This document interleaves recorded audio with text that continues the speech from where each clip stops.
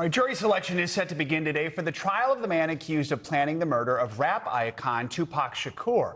Prosecutors say that 63-year-old Duane Keefe D. Davis orchestrated the infamous drive-by shooting that killed Shakur 30 years ago. Davis has spent years talking about his involvement in the case, saying he was inside the Cadillac with the gunman when shots were fired from the backseat near the Las Vegas Strip. Davis faces a single count of murder and has been jailed since 2023.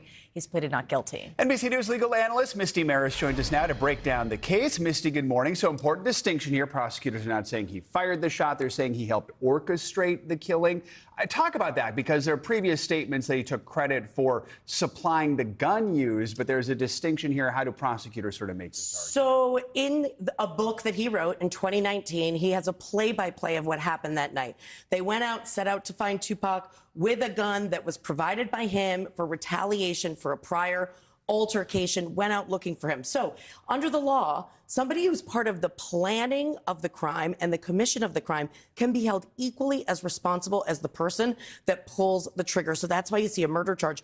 But interestingly enough, all that information comes from him. So the defendant is actually the prosecution's star witness.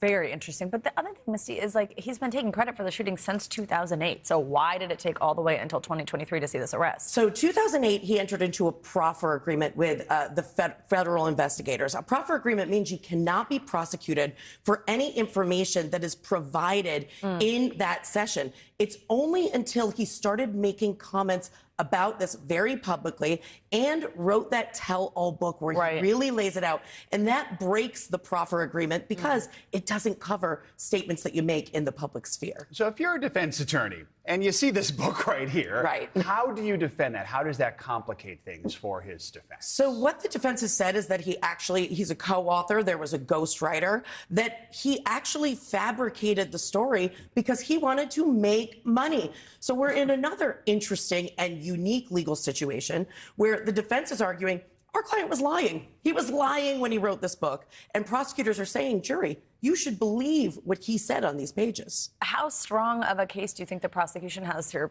30 years later? So you have these statements that are made in the book, and the whole case is going to be about prosecutors showing that these were credible statements that the jury should believe. And what they're going to do is take other parts of the book and say, well, these parts are objectively true, and the defense will say the opposite. There's things that are demonstrably false. But what don't they have? They don't have the murder weapon. They don't have the getaway car. There's no surveillance photo. The other three individuals who are allegedly in that car are now deceased. So it's really going to rise and fall on whether or not the jury believes what was written in this book and statements that Davis made in the media. Should be fascinating to see it all no kidding. unfold. All right, Misty Marris, good to have you with us. Thank you so much.